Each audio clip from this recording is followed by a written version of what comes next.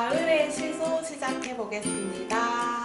오늘은 기다리던 대학생 독자 특집으로 지금 대학에서 문학을 전공하고 계시거나 아니면 평소에 문학을 많이 읽는 분들이시라고 해요. 네, 저는 문예창작학과 전공이고요. 지금은 소설을 쓰고 있습니다.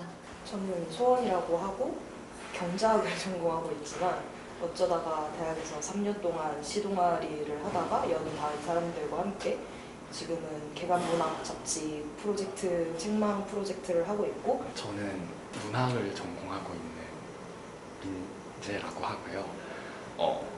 지금은 과에서 작은 현장 소설을 함께 읽는 모임을 운영을 하고 있어요. 안녕하세요. 저도 문예창작 전공하고 있는 변주영이라고 하고요. 저는 소설을 열심히 쓰려고 노력 중에 있어요. 네, 반갑습니다. 네, 그러면 저희 할 얘기가 많으니까 이제 시부터 좀 이야기해 보도록 할게요.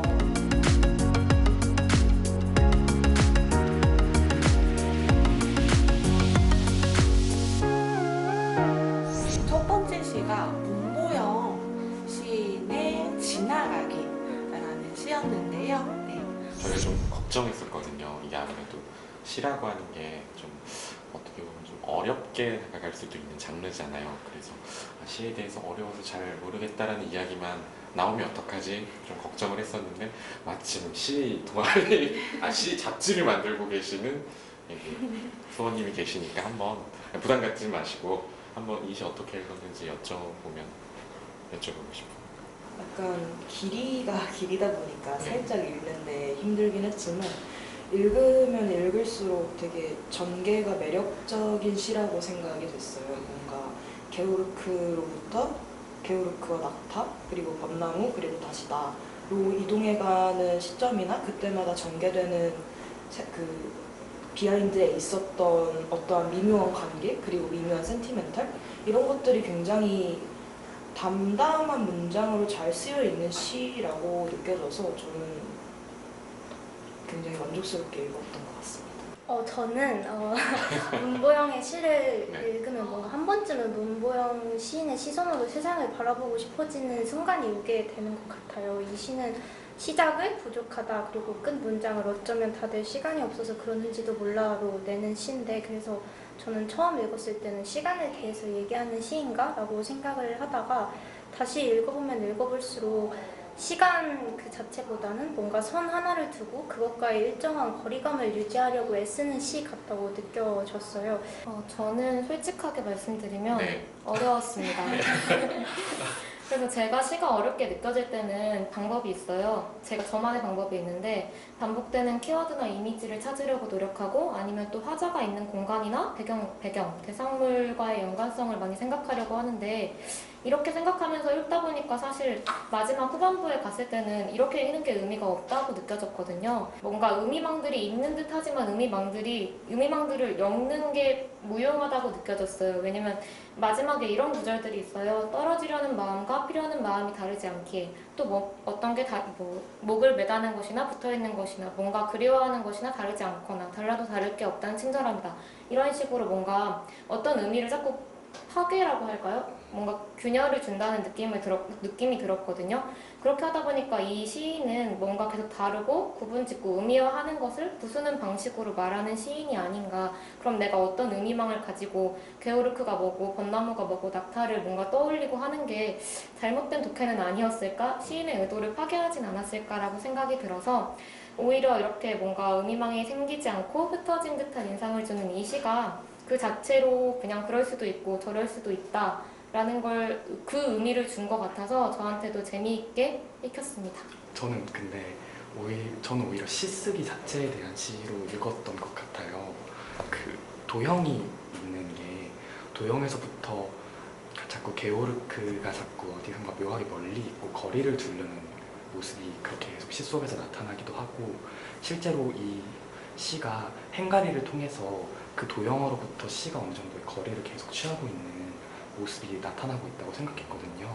그래서 저는 그런 식으로 행가리 자체로서 어떤 도형, 대상으로부터 거리를 두려는 어떤 태도가 우리가 시인이 어떤 시를 쓸 때 대상과의 어떤 끊임없이 거리를 두고 그 거리 속에서 무언가 계속 생각해내려는 뭔가 거창한 단어가 되지 않길 바라지만 좀 윤리적인 태도가 되는 것 같다는 생각도 많이 들었어요.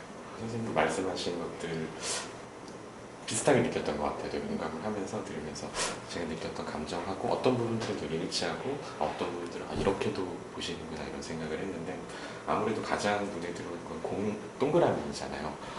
그럼 이제 동그라미가 있으면 약간 이거를 왜 썼나라는 걸 자꾸 상상하게 되잖아요. 그냥 백지였으면 아무것도 생각을 안 할 텐데 좀 동그라미라는 공간이 있으니까 아까 말씀하신 대로 거기에 다가가지 않으려 하는 어떤 거리감도 있을 테고 혹은 저기를 넘어서고 나면 무엇이 있을까, 저 텍스트와 저 도형이 겹쳐지고 나면 무엇이 있을까를 자꾸 상상하게 되잖아요. 우리가 신이라고 하는 영역을 알 수가 없으니까 아마도 전지전능할 거야 혹은 영원불멸할 거야 막 이런 식으로 인간과는 다른 형태로 상상을 하듯이 뭔가 동그라미라고 하는 것도 저기 아까 말씀하셨던 대로 뭔가 계속 결핍의 형태로 부족한 형태로 다가갈 수 없는 형태로 저기를 상상하다가 그러다가 결국에 아까 말씀하신 대로 무언가를 그려내고 말았던 것 같다는 생각은 저도 했는데 그래서 저도 이제 이런 어떤 약간 찜찜함과 모호함과 이런 매력들이 있어가지고 다른 분들은 어떻게 읽으실까 궁금해서 추천을 했던 건데 다들 이렇게 뭔가 좋게 읽어주신 것 같아가지고 기쁘기도 하고 네 그렇습니다.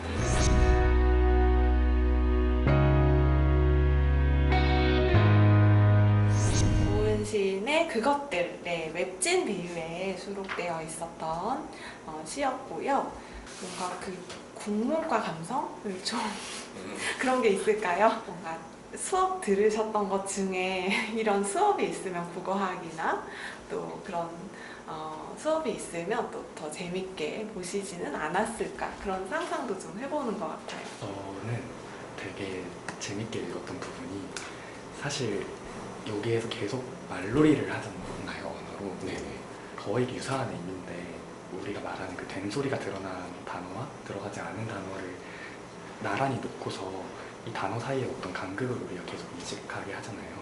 그래서 이런 말놀이가 굉장히 재밌었는데 사실 시에서 우리가 말놀이 혹은 언어 유희라고 하지만 놀이와 유희는 사실 엄청난 치열한 고민이 있지 않고서는 시에 담아내기가 불가능한 부분이 없지 않아 있을까라는 생각이 들었는데 그런 고민에 비해서 이렇게 언어로 풀어내는 게 굉장히 경쾌하고 유쾌한 게 정말 재밌고 신기하게 다가왔던 부분인 것 같아요. 오은 시인이 평소에 이런 어떤 아마 읽어보신 분들도 다들 많으시겠지만 언어 유희, 아까 말씀하신 어떤 동음이에요. 아까 말한 국문과 감성의 어떤 아재 개그일 수도 있고 막 이런 것들을 활용해가지고 시를 쓰시는데 그게 단순하게 뭐 그냥 훈자나 유쾌함으로 그치는 게 아니라 이런 어떤 그 단어를 이렇게 같이 배치함으로 해가지고 하나만 있을 때는 없었던 어떤 묘한 인식의 전환이랄지 다른 재미랄지 이런 것들도 불러일으키잖아요. 그런 것들이 되게 잘 들어가 있는 시였던 것 같아요. 저는 첫 연부터 좀 유쾌하고 재밌다는 인상을 많이 받았어요. 뭔가 1년이 뭔가 대화를 주고받는 느낌 같아가지고 두 사람이 이야기를 나누고 시작하는 느낌이 들어서 그것도 재밌었고 그리고 뭔가 마지막엔 또 우리로서 뭉쳐지거든요. 그래서 1년에서 이렇게 대화하는 듯한 이 느낌이 마지막에는 우리로 뭉쳐져가지고 결국 너나 나나 다를 게 없다고 오히려 하나의 원어로서 우리라는 단어에 포섭될 수 있다는 걸 말해줬다고 생각하는데 왜 이렇게 생각했냐면 사실은 뭔가 시에서 등장하는 이 된소리들이 일상에서는 부정적인 맥락에서 사용되고는 하는 시어들이 좀 많았다고 생각해요. 근데 또 생각해보면 된소리의 가장 대표 주자를 꼽자면 욕이잖아요. 비속어나 물론 여긴 나오지 않았지만 근데 또 그런 식으로 확장해서 생각해봤을 때 된소리가 가진 부정성이나 편견을 부수고 뭔가 소리로서의 융합을 말한다고 또 느껴져서 더 나아가서는 좀 소리의 근원이 사실은 사람이니까 그 사람에 대한 어떤 편견이나 오해도 함께 부술 수 있는 여지를 준 시가 아닐까. 오은 시인 하면은 원래도 뭐 사전을 찾아보고 시를 쓰는 약간 이런 이미지가 좀 강했는데 그것보다도 생각보다도 사람에 대한 느낌을 주는 시도 쓰시는 분이구나 라고 좀 새로운 느낌을 받았던 것 같아요. 이 시를 통해서 시인에 대해서 다시 생각하시고 재발견을 또 해주셨습니다. 저는 그 맥락에서 왜 마지막에 우리나 사람으로 이동이 된다고 말씀을 해주셨잖아요. 저는 그래서 이게 제목이 사실은 된소리에 대한 얘기를 해서 왜 된소리가 아니고 그것들일까라는 얘기를 했었거든요. 그래서 다른 분들 생각이 어떠신지 좀 궁금한 것 같아요. 왜 제목이 된소리가 아니고 그것들이어야 했을까? 된소리라고 해버리면 뭔가 된소리에 초점이 맞춰져서 이 정도의 틀만 생각하게 되는데 우리가 그것들이란 이렇게 대명사를 쓰면은 조금 더 확장이 돼서 그런 거 아닐까요? 제가 아까 읽었듯이 뭔가 이 된소리에서 사람의 그런 감정까지 생각했듯이 그런 걸 좀 유도하지 않으셨을까 시인이 그런 생각이 들었습니다. 저도 순정 씨 말씀하신 거랑 아까 소원님 얘기해 주신 그거를 좀 합쳐보면 어떨까. 여기 이제 아무것도 아닌 것이 아무 것이 되고 별것이 별거 아닌 것이 되고 속성이나 상태가 더 생생하게 드러나는 그런 면에 이제 주목을 하면서 이렇게 말에 대한 것뿐만 아니라 그것이 가리키는 대상 이런 것들에 대해서 더 관심을 갖게 하려고 그것들이 더 생생해지는 이런 광경을 봐라 이런 뜻에서 그것들이라고 한 것은 아닐까? 근데 그것들이라는 제목 자체를 인지하지 못하다가 민재님 말씀을 듣고 나니까 또 그러네요. 저도 그냥 이게 된소리와 관련된 것만 이미지에 남아있어서 제목을 크게 신경 못 썼다가 또 말씀을 들으니까 또 다르게 읽히는 부분이 있는 것 같습니다.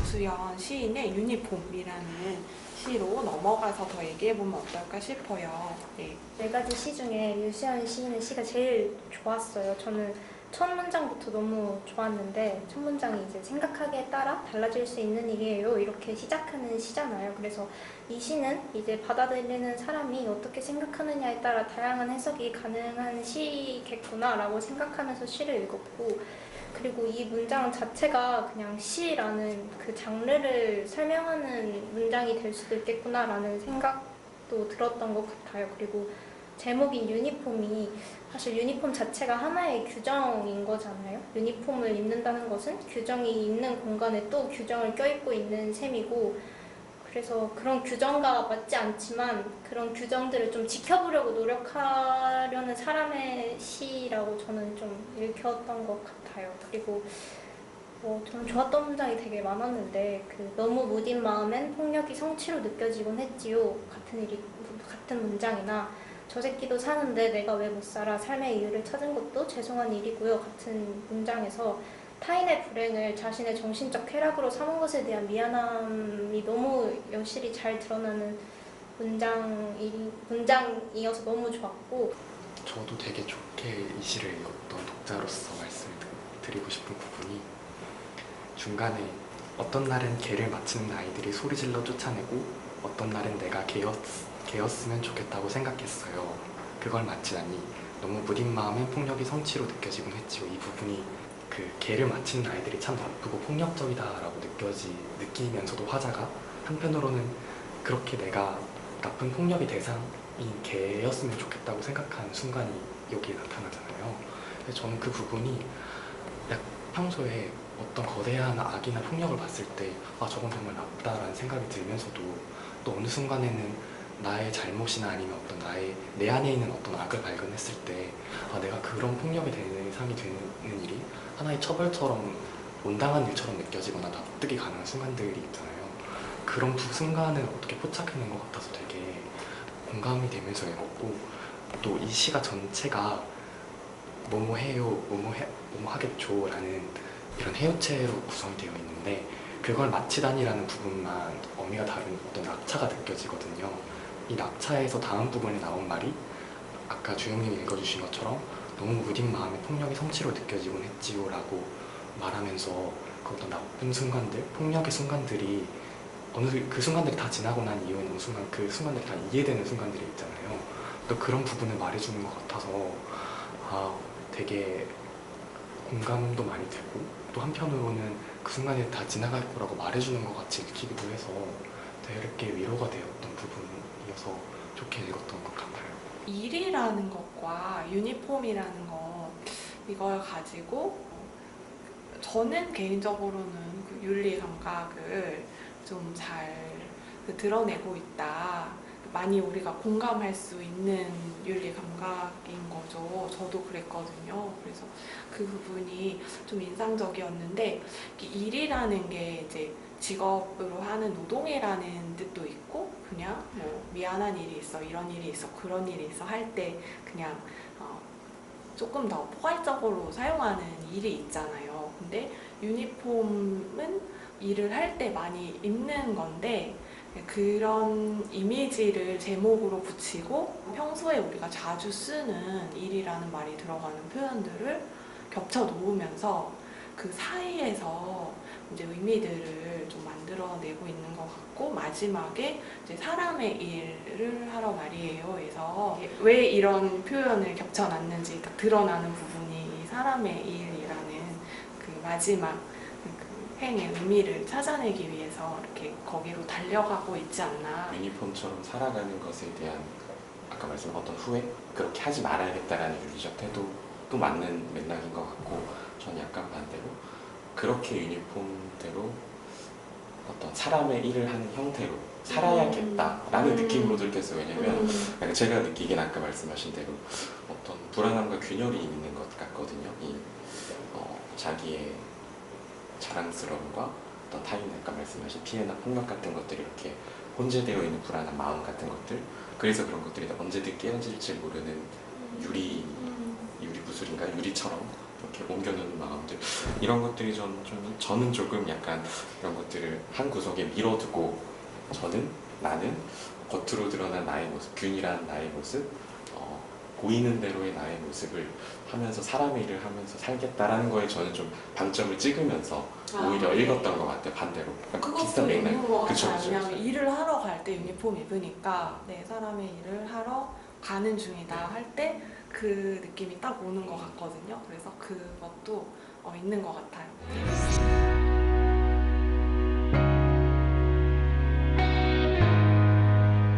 네, 그럼 마지막으로 최재원 시인의 새벽의 다른 이름은 없나요? 라는 제목의 시에 대해서 이야기해보려고 합니다. 일단 저는 명명에 대해서 이야기하는 시를 좋아해요. 뭔가 옛날에 그 김춘수 시인도 계시지만 그 뭔가 내가 명명을 하는 것을 통해서 의미망이 생기고 그것에 따라서 또 어떤 삶의 맥락까지 생긴다고 생각이 들어서 저는 명명을 하는 걸 되게 좋아하는데, 명명을 뭔가 말하기 전에 시라는 것이 뭔가 시인만의 새로운 언어로 세상의 어떤 기표로 말하는 것이고, 시인만의 새로운 언어로 표현하고 결국 우리가 알고 있는 어떤 것에 대해 새롭게 명명하는 것으로 보았을 때 이 시의 제목부터가 나는 시도가 좋았다라고 느꼈고요. 이 시는 어떻게 보면 익숙한 기존의 언어 형식 체계를 붕괴하고 있죠. 뭔가 읽으면서 뚝뚝 끊기고 유연하지가 않은 인상도 주고, 뭔가 근데 그런 것도 있고, 뭔가 새벽이라는 시어가 계속 반복되지만 그 의미가 선명해지기보다는 뭔가 흐릿해진다는 인상을 받았어요. 그래서 이 시인이 대체 새벽의 다른 이름은 왜 자꾸 찾으려고 하고 이름이 있다면 왜 알고자 하는지에 좀 초점을 맞춰서 읽게 되었는데, 뭔가 저는 마지막까지는 또 이런 생각이 들었어요. 결국 이 새벽이라는 시어가 뭔가 정의할 수 없는 새벽에 대해서 정의하려는 시도로서 정의할 수 없음을 드러낸 시가 아닌가. 그래서 어떤 의미나 뭔가 여기서 느꼈던 좋은 구절 같은 것은 다른 선생님들께 많이 들어보고 싶습니다. 네.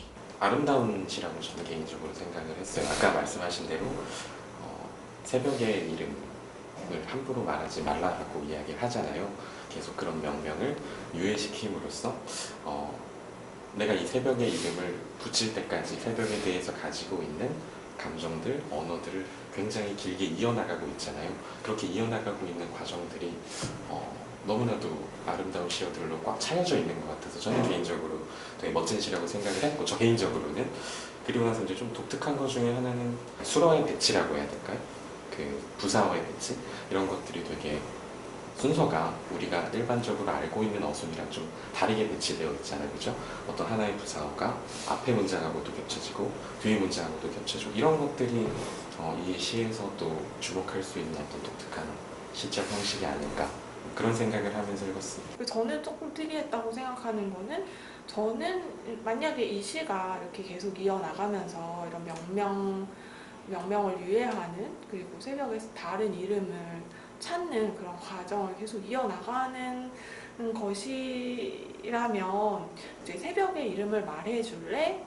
새벽의 이름을 알려줄래? 여기서 그냥 물음표로 끝나고 계속 나가는 느낌을 줘도 됐을 텐데, 제일 마지막에 새벽의 이름을 참을 수 있어로 끝난다는 것, 이것이 그 시를 읽는 독자들도 그 시를 같이 어느 정도 의미를 만들어가면서 읽잖아요. 근데 마지막에 이제 여기까지 던져준 게 조금 재미있었던 것 같아요. 뭔가 이 단어로는 채 담아낼 수 없지만 결국에는 이 단어로 밖에 표현할 수는 없는 장면들이 있잖아요. 여기서는 새벽이 그런 단어였다고 생각을 해요.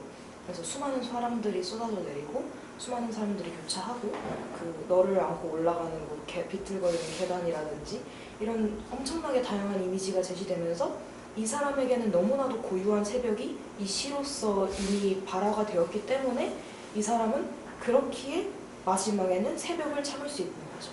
결국엔 새벽이라는 어떤 단정적인 하나의 단어임에도 불구하고, 그러니까 퉁쳐질 수 있는 경험임에도 불구하고 이미 그 경험들의 고유함을 자신이 그 고민의 과정 속에서 너무 치열하게 다 받아들였기 때문에 결국엔 참을 수 있게 되는 그 완결적인 그 구조가 진짜 매력적이라고 생각이 됐습니다. 이 과정이 있기 때문에, 이 말들의 이 긴 이 연세가 있기 때문에 이걸 참을 수 있게 되는 거군요. 말씀 들으니까 사실 가끔가다 이런 시를 좀 안 익숙하신 분들께서 이렇게 길게 쓸 이유가 뭐가 있냐 막 이렇게 말씀하시는데, 말씀대로 이런 긴 과정, 어떤 단어의 누적, 이 시 새벽이라고 하는 것의 어떤 고유함을 설명하기 위해서 필수 불가결한 길이이기도 하잖아요. 그런 것들도 잘 보여주는 하나의 사례이지 않을까 싶습니다. 그 최재현 시인이 처음 김수영 박상 얼마 전에 네, 수상하셨을 맞습니다. 때 그 경력 때문에 되게 많이 화제가 됐던 기억이 있거든요. 물리학도 전공하신 걸로 알고 있고 또 미술이나 회화 같은 것도 공부하신 걸로 알고 있는데, 그래서 그런지 저는 이 시가 뭔가 어떤 새벽을 그리는 수채화에 있는 작은 것들을 보고 있는 것 같은 그런 느낌이 들었던 것 같아요. 뭐 예를 들어서 흔드는 땅 꺼진 달 403번 버스의 창은 신호등이라고 되어 있는데, 이 부분이 그 유리창으로 바라본 실제로 그 버스의 403번이면 아마 파란 버스겠죠. 그 파란 버스의 그 색채도 뭔가 되게 선명하게 들어오는 부분 같이도 느껴져서 시 전체에 되게 사소한 것들을 열거하거나 반복하기도 하고, 그런 것들이 어떻게 움직이고 있고 또 어떤 상태에 있는지를 계속해서 말하고 있는 것처럼 느껴지기도 하는데, 그런 부분들 때문에 어떤 넓은 큰 수채화에 있는 작은 부분들을 섬세하게 읽어내고 있는 것 같은 느낌도 들었던 것 같아서 좋았었던 것 같아요. 한편의 시들이 신분의 편견을 좀 부식시키는